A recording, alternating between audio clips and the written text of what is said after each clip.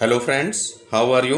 Welcome to our channel The Big Tutorial, and in this video we are solving exercise 8.1 and exercise 8.1 question number 1 to 9 we have already solved it. So we start today from the question number 10, and in the question number 10 is in triangle PQR right angle at Q, PR plus QR equal to 25 centimeter and PQ is equal to 5 centimeter.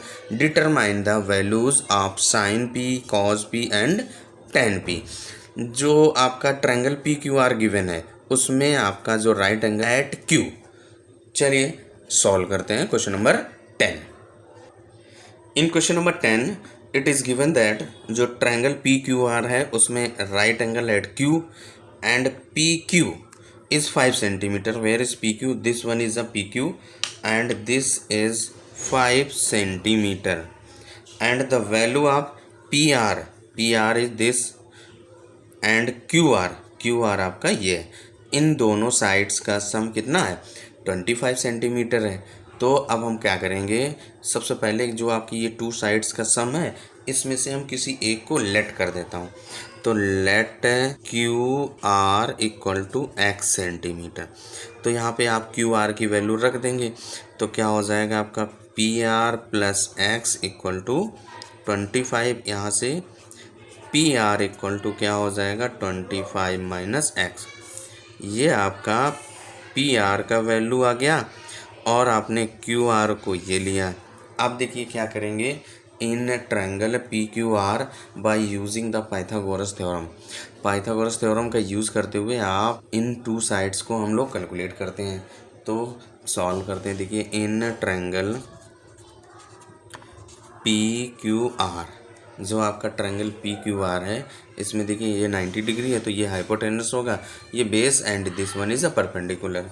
Then P R square equal to P Q square plus Q R square and write the value of P R, P Q and Q R. P R is 25 minus X, 25 minus X square equal to P Q is equal to 5 centimeter. Then write the value of P Q plus Q R is X square. अब आप इसको क्या करेंगे, यहाँ पे identity apply करेंगे. देखिए left hand side में तो आपका a माइनस बी का स्क्वायर तो अप्लाई कर दीजिए. तो a square plus B square minus 2ab यानी कि 25 का स्क्वायर 625 प्लस एक्स स्क्वायर और इनको मल्टीप्लाई करिए तो क्या हो जाएगा 50. 25 उसका ट्वाइस करेंगे तो 50x इक्वल टू 5 का स्क्वायर 25 प्लस एक्स स्क्वायर. अब आपका देखिए ये एक्स स्क्वायर कट जाएगा. अब क्या करिए, इस 625 को इधर ट्रांसफ़र कर दीजिए तो माइनस का 50x is equal to 25 minus 625. अब आप देखिए इसको सॉल्व करेंगे तो देखिए क्या आएगा, माइनस का 50x इक्वल टू माइनस का 25 माइनस 625 करेंगे तो 600 हो जाएगा और ये माइनस माइनस प्लस हो गया. अब देखिए क्या हो जाएगा, x इज इक्वल टू 650 इसको डिवाइड करिए 5 12 जा 60, x इज इक्वल टू इसको डिवाइड करेंगे 12 आ जाएगा आपका. अब इसके बाद जब x आपका 12 आ गया, x हमने क्या लिया था देखिए Q R. Where is Q R? ये x है और ये आपकी कितनी आ गई 12 आ गया. अब इसके बाद देखिए यहाँ से पी आर निकालेंगे तो P R is equal to 25 minus X है. यहाँ से 25 माइनस आर एक्स आपने 12 निकाला, 12 ये कितना हो जाएगा 13. तो जो आपका पी आर साइड है ये कितना आ गया 13 सेंटीमीटर. अब देखिए क्या करना है, हमें यहाँ से sine P, cos P and tan P का वैल्यू निकालना है. देखिए ये एंगल आपका पी है, इसके लिए ये आपका परपेंडिकुलर हो गया, ये बेस हो गया और ये आपका एच हो गया. अब यहाँ से आप sine P, cos P, tan P calculate कर सकते हैं. तो देखिए हम लोग कैलकुलेट करते हैं. अब देखिए क्या है, in triangle P Q R ये आप साइन पी पहले हम लोग कैलकुलेट करते हैं. तो we know sine theta is equal to क्या होता है P upon H. Then sine P, ये एंगल पी है, इसके लिए परपेंडिकुलर आपका 12 और अपॉन h की वैल्यू 13। ये आपका साइन p का वैल्यू आ गया। इसके बाद आप कॉज थीटा निकालें, यानी cos theta is equal to क्या होता है b upon h, then cos p equal to base आपका 5 और h आपका 13, 5 अपॉन 13, ये आपका कॉज p आ गया। अब इसके बाद हमको tan p कैलकुलेट करना है, तो tan p कैलकुलेट करेंगे।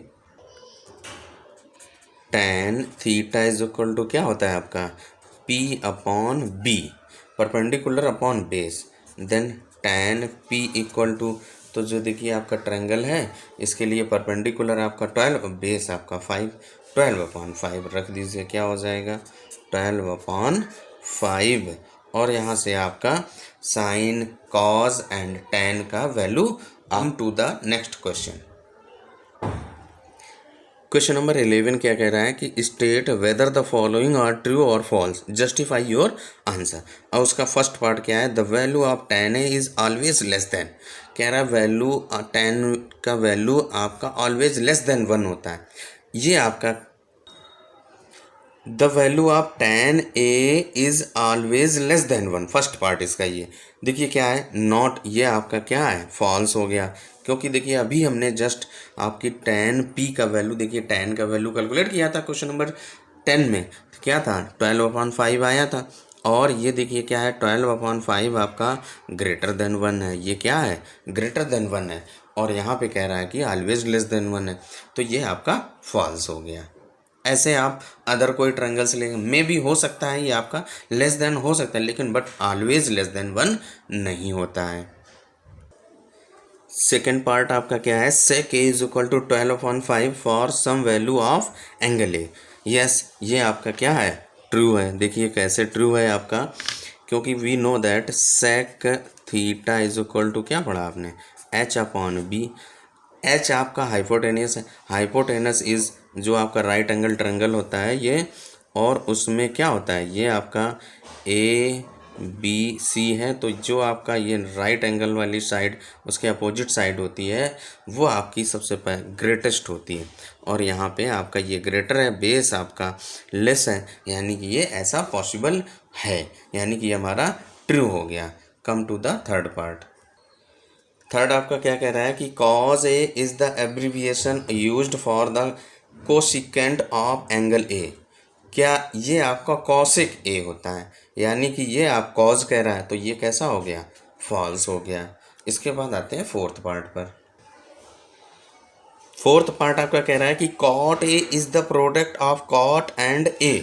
नो, ये आपका क्या है फॉल्स है, क्योंकि ये प्रोडक्ट नहीं होता है, ये क्या होता है एक एब्रिविएशन होता है कि क्योंकि अगर आपका सिंगल कॉट लिखा हो इसकी कोई वैल्यू नहीं होगी। इसके बाद अगर आपका ए यहाँ पे सिंगल कॉट और ए अगर लिख दिया जाए तो इनकी कोई वैल्यू नहीं होगी। ये क्या है abbreviation of A cotangent A, cotangent A का एब्रिविएशन है, तो यानी कि इसका क्या है ये आपका क्या हो गया फॉल्स हो गया, इसकी सिंगल कॉट की वैल्यू नहीं होती है। जो आपका फिफ्थ पार्ट क्या कह रहा है कि sine theta is equal to 4/3 for some angle theta, यानी कि ये क्या ऐसा पॉसिबल है। तो देखिए हम लोग क्या पढ़ रहे हैं, sine theta is equal to क्या पढ़ा P/H। यहाँ पे P आपका परपेंडिकुलर और हाइपोटेनस ये, तो हाइपोटेनस किसी राइट एंगल ट्रायंगल में क्या होता है कि जो आपकी ये H होती है ये आपकी लॉन्गेस्ट साइड होती है, और यहाँ पे ये देखिए क्या है साइन थीटा 4/3 दिया गया है, तो हाइपोटेनस आपकी शॉर्टेस्ट यानी छोटी हो गई साइड, स्मॉलर हो गई, इट मीन्स ये आपका कैसा हो गया फॉल्स हो गया। ऐसा संभव नहीं है किसी राइट एंगल ट्रायंगल में कि आपकी जो हाइपोटेनस है वो स्मॉलर हो जाए बेस या परपेंडिकुलर से, यानी कि ये कैसा हो गया फॉल्स हो गया।